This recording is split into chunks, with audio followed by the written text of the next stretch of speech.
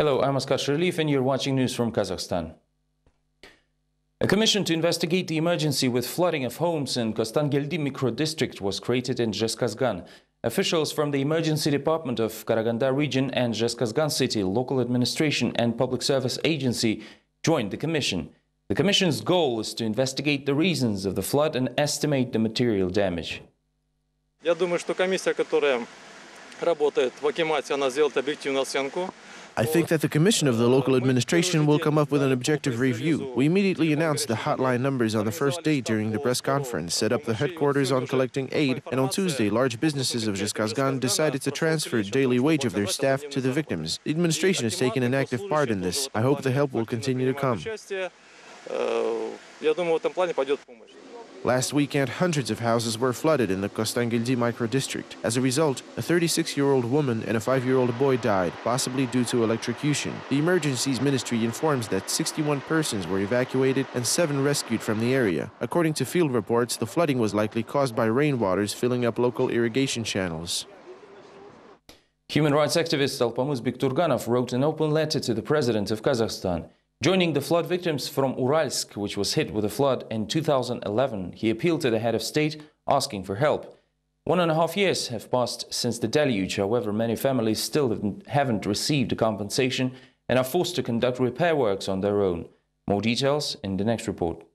The water has gone, but the problems remain. 200 people who suffered from the flood in Oral in 2011 never received the promised financial aid. It was claimed on their behalf by the human rights defender Alpamuz Bekturganov. According to Bekturganov, new houses were given to those who did not suffer from the flood at all. Moreover, the residents of elite microregions have been paid about $6,600 in compensation, whereas villagers are still given the runaround by the city administration. Samal 1, 2, and 3 are elite microregions. There are cottages, beautiful large buildings that belong to rich people, including deputies and businessmen. Ordinary citizens were just given a form where only their names and signatures were required. The box amount of compensation was empty. Thus, it is currently impossible to find out what was the total amount of compensation the flood victim eventually received. Pocket expenses is another issue. Some people were just given about $120, whereas others have got about $6,600 or even $16,650. It is outrageous. Over 200 people are living in the once flooded houses in Oral. Now they are preparing to survive another winter. Giving up all their hopes for support of the authorities, the residents caulked their houses themselves. However, they have not got furniture or warm floors. Promised compensation disappeared without a trace. We were only given 3 kilos of crackers, 2 bottles of water, a piece of soap, and a second-quality flour. I have knocked on every door. I have been to our city administration 15 times. In front of all his staff members, Orazov promised to give me an apartment. He left and forgot to give the keys. The winter is not far off. I do not know how to survive as I have no warm clothes. Everything is gone with the flood. To recap, Oral and neighboring areas were flooded in early April. The residents hardly had time to leave their houses. The flood killed livestock. Mud flows destroyed several big and small villages. The state commission was established. $120 million were allocated from the reserve fund to help the flood victims. Large companies transferred $20 million. Another $10 million were allocated from Almaty and Astana. Izmukhambetov took the president to a 4-bedroom flat. It was given to a family of 3 people suffered from the flood. The president was happy. Later, it turned out that these people were never affected by the flood. They were living in the village Beles. Their house was not flooded as it was up the hill. The head of this family turned out to be a nightingale of the district and regional scale, who used every opportunity to suck up to the mayor. West Kazakhstan region was flooded during Bakhtikozha Izmukhambetov's rule as mayor. He was replaced a long time ago. Now he is heading Atarau region. Within a year and a half, several mayors and their deputies have been changed. And now the Flood Commission reports that all of the works were completed 100%. Everybody who lived in the flooded houses has got all the promised compensation. It is quite a different issue about those who were illegally living in the country houses. We even made some allowance. Those who were not exactly supposed to get an apartment were given one due to bad housing conditions. We have also provided financial aid. However, we will never render help to those who try to profit from other people's grief. Bekturganov says that people's patience has run out. Their last hope is an open letter to the president. If the president does not react to their appeal, the residents of Oral are ready to come to Akordat to demand a personal meeting with the president. 76 cents per liter. This will be the price for gasoline AI-92 in Kazakh gas stations in case if the Natural Monopolies Regulation Agency will approve the application of Oil and Gas Ministry. The offer to increase the cost of fuel by 10% was filed to the agency on Monday. On Tuesday, the head of the agency, Murat Aspanov, confirmed that the appeal will be examined in the evening of the same day. The decision will be made today, but I don't know what will it be. Experts are concerned with the increase of prices for gasoline. The price hike will influence the cost of food and tariffs for utilities. This issue is critical for the population as the salaries will remain the same. Moreover, economists believe that the very fact of fuel price increase is unfounded. The Agency on Protection of Competition conducted a monitoring last year, and it was confirmed that the petrol price fluctuations are not matching those for crude oil. The price for petrol will increase by 10%, whereas oil prices, always referred to by the authorities, has remained in the range of $110 in August and September. If we assume that crude oil prices will increase by 10%, it will in no way mean that petrol prices should increase by 10% accordingly. Probably they just want to earn more money.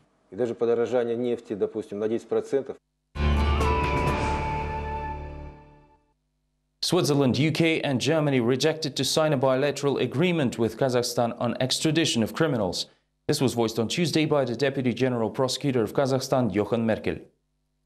The UK and Switzerland are not willing to do it, referring to the recommendations of the Council of Europe. They're against bilateral agreements, says the deputy prosecutor. The position of Berlin officials also emphasizes the lack of many common criminal cases linking the two countries. For years, Kazakhstan has been persecuting people abroad after charging them with various crimes back at home. This includes banker Mukhtar Ablyazov, who resides in London, and former Almaty mayor Viktor Khrapunov, currently residing in Switzerland. A few days ago, Kazakh court issued an arrest warrant for Khrapunov and his wife Leila.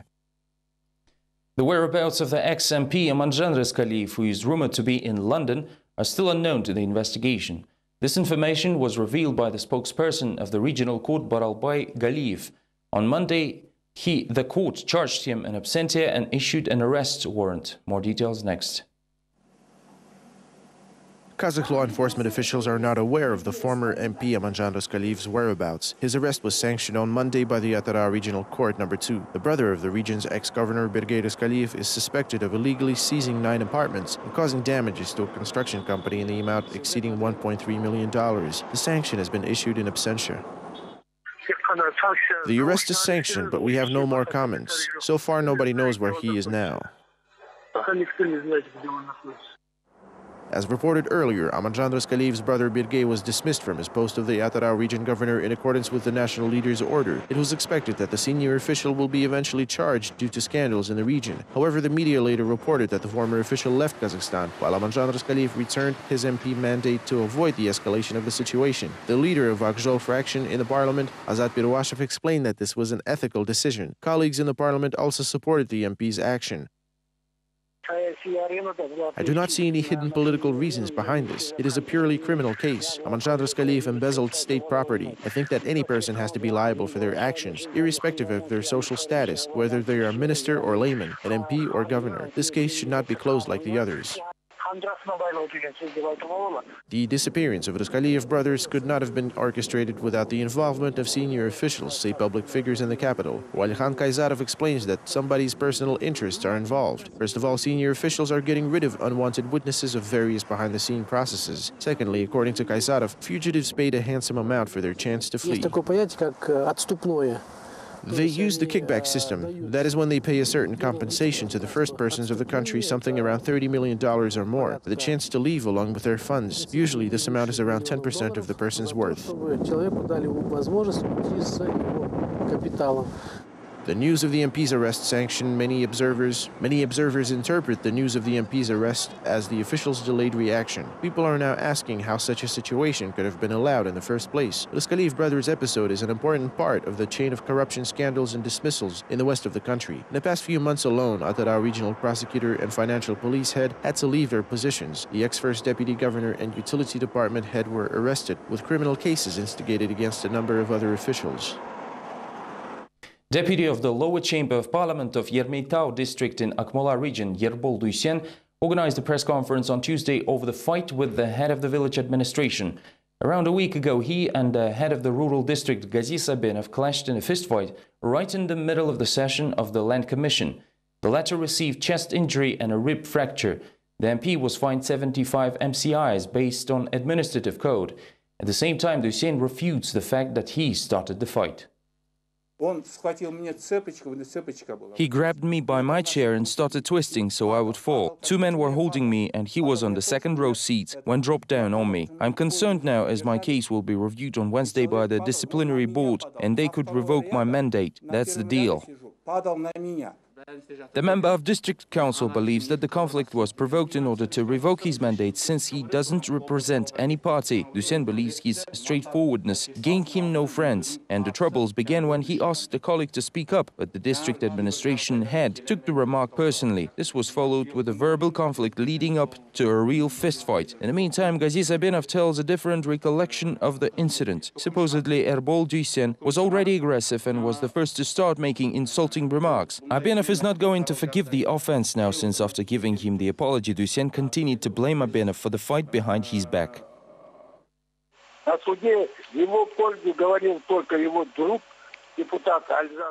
Only his friend council member Aljanov spoke in his favor during the hearing. He said it was me who instigated the fight and threw punches. He is acting like a child. The attorney of Alexei Shkilov, Yermurat Mukanov, refuted the information on the involvement of the ex-candidate for parliamentary seat from Aktobe Nurken, Muhammad Kaliyev, in a mass murder case in Ilay-Alatow National Park. According to Mukanov, the man was arrested by the police on September 13th in Aktobe. During the search, police found a hunting rifle in the trunk of his car, but this doesn't mean that he's involved in a mass murder case. The attorney is outraged by the fact that the investigation is not doing anything. Moreover, they are not planning to free Alexei Shkilov, who is another client of the attorney. Meanwhile, his detention term expires on October 24th. There's no evidence that firearms that were found at the burned house ever belonged to Shkilov. I don't see any logic in the preliminary investigations actions, particularly by the Karasai Department of Interior. We don't know why they're doing this. A conflict between journalists of Almaty TV channel and the new leadership is gaining momentum. According to official data, 26 employees already resigned from the channel when the new editor-in-chief Bayzak Asalbekov was appointed. The reason is the involvement into the editorial policy by the city administration from the spokesperson Sergei Kuyanov. The letter noted in response that 100% of the shares of the company belong to the city administration. Thus, according to him, they have the right to regulate the information content. The resigned personnel wrote an open appeal to the Minister of Culture and Information, Darkhan Manbay, and MP Murat Abinov. MP promised to help, while the minister seems to know nothing about the incident. I'll provide a reply as soon as I read the letter. In the meantime, it appears that other MPs, except for Abinov, do not want to get involved in the labor conflict, including Aldan Ismail, the former head of TV channel Kazakhstan. I haven't read anywhere the journalists said they had been offended. If they came to me personally or I had the chance to speak to Kuyanov, I would be able to say something. Otherwise, what can I say really? The sacked oil workers from Karajan Basmunay company yet again appealed to the president's administration, government, general prosecution, Mangistau regional administration on Tuesday, demanding to fulfill the legal orders of the national leader. According to workers, Nursultan Nazarbayev already gave his legal assessment of their actions, calling the demands of oil workers from Mangistau as legal and justified. But 9 months have passed already while the workers are still unable to achieve justice. The local authorities who represent the president do not react to the problems of oil workers, say ex-employees of Karajan Basmunay. Around 30 former Karajan Basmunay employees have been regularly gathering outside their office in the Aktow Microdistrict 15. People cannot seem to get the reinstatement and compensations for idle days caused by the strike. Karajan Bas staff is convinced that the employer fired them unlawfully just for daring to demand the money they earned. According to the representative of dismissed workers, Alexander Pistolov, the employer has been submitting deliberately false information to the Statistics Department of Aktow and Astana, indicating that workers receive a salary of $2,400, while in fact they were paid half of this amount. The workers decided to trace where the rest of the money went, but ended up paying a bigger price when all people who joined the strike were fired. It appears everyone, including the members of a government commission created by the president's decree, knew about the data not matching reports and oil workers being underpaid. Other government agencies, including courts, also chose to act defensively in the case of oil workers, since Mangistau district courts are still processing civil lawsuits for reinstatement and compensation for financial damages.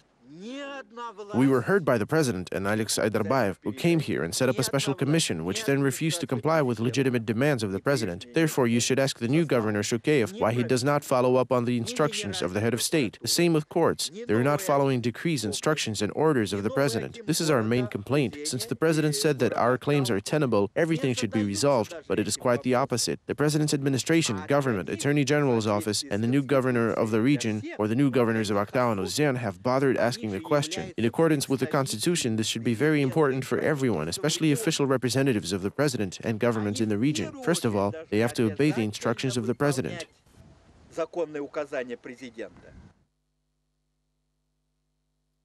This is the footage of the head of state visiting the rebellious Zhanaozian together with workers after December 16 tragedy. At the meeting with the town residents and heads of oil companies, the president voiced his opinion of what had happened, and it sounded very hopeful to all. Nazarbayev called the dismissals of oil workers illegal and their demands justified. Moreover, the national leader asked Umurzak Shukeyev to resolve the problems in 2 weeks' time. As the head of the government's commission, Shukeyev had to report on everything that led to the tragic events in Zhanaozian. Pistolov believes that after the visit, Shukeyev never returned to the region and never responded to numerous appeals of the local residents. Even now, oil workers do not know what he has been doing and where are the results of the government's commission. The president said that we are right, that our demands are legit and fair, and that the leadership must listen to us. But no one wants to, and if they ever do, it is just a formality. We did not ask for anything else. All we wanted was to give us our jobs back and pay us for the time we did not work. A lot of confusion and lies came out about raised wages and bonuses. A journalist from Karaganda found out about it when the statistics department requested the data, and Shukeyev, who has a degree in math, did not want to do this. The leadership of the cement plant in Sastobe village in South Kazakhstan region, with 100% of Russian capital involvement and possibly major Russian businessman Oleg Deripaska, violates labor rights of Kazakh workers. The chairman of the labor union on construction, Bayan Karzhabayev, states that salaries at the enterprise are too low, while production is too injury-prone with hazardous conditions.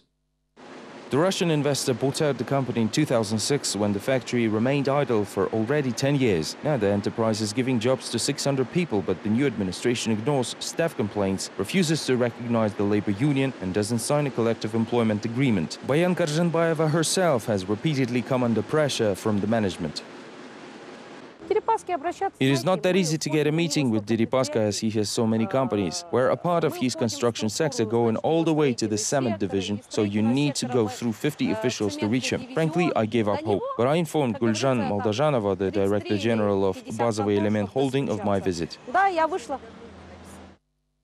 There are new unexpected developments in the story with the dismissal of a doctor in Pavlodar, which was already covered by our channel. Olga Goloborotka, surgeon of Aksu District Hospital, revealed that the workers of the clinic are underpaid. Money is not being transferred to the pension fund and vacation payments are less than expected.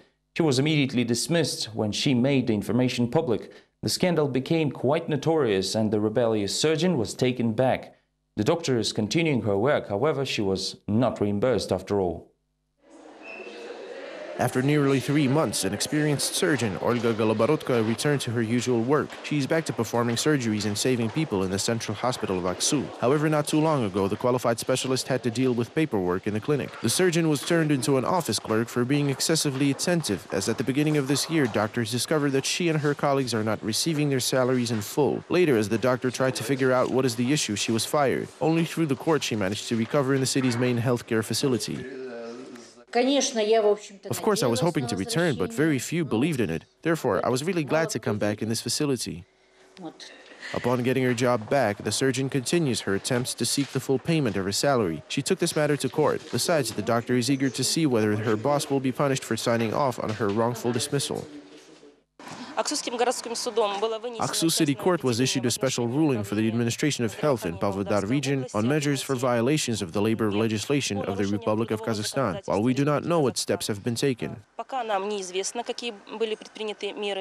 As reported by the local public health administration, the chief doctor who fired Olga Goloborotka is very unlikely to stay liable. Immediately upon the reinstatement of his subordinate, the chief doctor chose to resign himself. The chief doctor of Aksu Central Hospital, Zeynel Kabedjan Smagulov, filed a resignation letter himself by choice. If Olga Goloborodko will manage to receive all the due payments through the court, it is quite possible that many other doctors would follow suit. According to doctors, the situation with the payroll, vacation, and retirement still has not been sorted out. Sensational archaeological find in Shymkent. During the excavation, scientists found a rich burial that most likely belonged to the eminent representative of Saka era. However, scientists were even more surprised with the things they found in the burial. Unique golden plates with depicted sea creatures on them. Archaeologists say that such artifacts are one of a kind, not only in Kazakhstan, but in the whole Central Asian region. The South Kazakhstan archaeology dig in the local barrows produced 2 gold discs dating back to the Scythian era. Scientists believe the barrows were repeatedly raided by ancient bandits, therefore regular attributes such as gold and jewelry were removed during the Middle Ages. The unique golden discs, both 7 centimeters in diameter, were found in one of the plundered graves. They were likely made 2,000 years ago and feature imprints of creatures unusual for Kazakh steppes, such as seahorses, octopuses, whales, and sharks. Judging by iconography of these objects, they were made during the Greco-Roman era, and probably by the people who had access to the sea and were very familiar with the ocean. Nomads who are buried here could have obtained these items during the war or trade. This period of history is known for trade-rich states and spoils of war. Now scientists have to figure out the unique items ended up in the barrow of the famous Scythia, but historians are already declaring that golden discs and the burial itself belong to the 4th-2nd centuries BC. In addition to foreign decorations, archaeologists also found many other ancient artifacts. We found a bell which served as a burial item for ancient people, and also a seal with unidentified characters. Later we found cloth stripes, golden foil, and beads made of paste, although we are not quite sure of the materials used.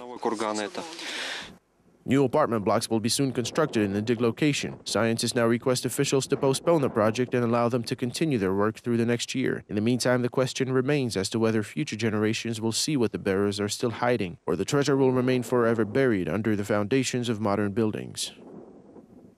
Flower-laying ceremony to the hero of the Soviet Union, Manshuk Mametova, was held in Almaty.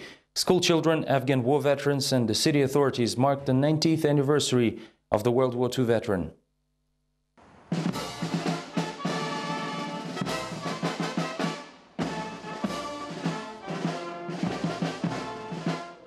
Mametova's family members also attended the ceremony. They recalled that the young machine gunner of the 21st Infantry Guards Division was the first Kazakh woman to be awarded the Hero of the Soviet Union title. Manshuk died on October 15, 1943 in the battle for the liberation of Nivelle. As the last member of a machine gun crew remaining alive, she sustained serious injuries to her head, but managed to take down a total of 70 enemy soldiers. Her cousin Ayman Mametova recalls that she did not have a chance to personally get to know the hero since she was born a few months after Manshuk died, but she devoted her life to studying materials about her famous relative. Manshuk used to say that if she had ever returned home, she would surely live in Almaty. She said that if she will not get a big apartment, she would just build a small house on the outskirts of the city in Tastak. This is all we have time for now. Thank you for watching. Stay well.